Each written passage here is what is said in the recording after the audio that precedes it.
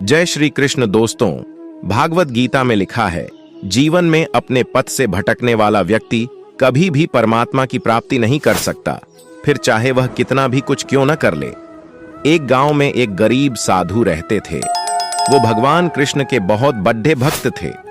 वो घर घर जाकर लोगों से भिक्षा मांगते थे।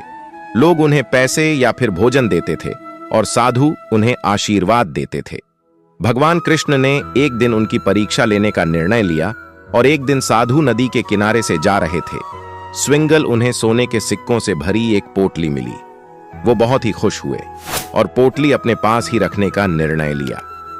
घर वापस जाते समय उन्हें रास्ते में एक भिखारी दिखा और भिखारी ने साधु से पैसे अथवा भोजन की भीख मांगी, पर साधु उसे कुछ भी नहीं दिया। वो जब वापस चल रहे थे तभी थोड़ी ही दूर साधु को जमीन पर एक चमकता हुआ हीरा दिखाई दिया और उन्होंने अपने आप से कहा कि वाह, कितना अच्छा दिन है।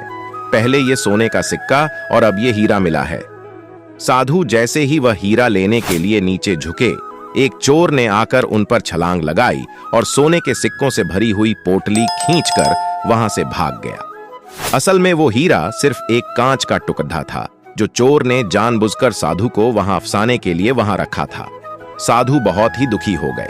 साधु वापस अपने घर की ओर चलने लगे। तभी भगवान कृष्ण ने एक साधारण मनुष्य का अवतार लिया और साधु को मिलने का निर्णय लिया। वो साधु को मिले और उन्होंने साधु को एक सिक्का दिया और कहा कि कृपा करके मेरे इस सिक्के को स्वीकार कर लीजिए। अब साधु ने उस सिक्के को स्वीकार कर लिया और भगवान कृष्ण वहां से निकल गए। साधु को विचार आया, ये क्या है और इससे मैं क्या कर लूंगा? मुझे नहीं लगता ये सिक्का मेरे कोई काम आएगा। तब घर जाते समय साधु को रास्ते में एक मछुआरा मिला और मछुआरे के जाल में 2 मछलियां फंसी हुई थीं। साधु को उन पर बहुत दया आई, इसीलिए उन्होंने मछुआरे से कहा, मैं तुम्हें यह सिक्का देता हूं और तुम मुझे यह दोनों मछलियां दे दो। मछुआरा मान गया और साधु ने तुरंत ही उन मछलियों को पानी से भरे मटके में रख दिया। उन्होंने सोचा कि दूसरे दिन वो जाकर इन दोनों मछलियों को नदी में छोड़ चाहेंगे। दूसरे दिन वो जब नदी में मछलियों को छोड़ने गए तब उन्होंने जो देखा तो वह एकदम चकित हो गए और नदी में 2 हीरे थे। वह देखकर साधु बहुत ही खुश हुए, पर समझ नहीं आया कि ये सब क्या हो रहा है। उन्होंने भगवान कृष्ण से प्रार्थना की और भगवान कृष्ण साक्षात साधु के सामने आए। तब साधु ने कृष्ण भगवान से कहा कि ये सब क्या हो रहा है। भगवान कृष्ण बोले, मछलियां जब पानी में थीं तब वह भूल से हीरों को निगल चुकी थी और अब तुम्हें हीरे मिले क्योंकि तुमने उनकी जान बचाई।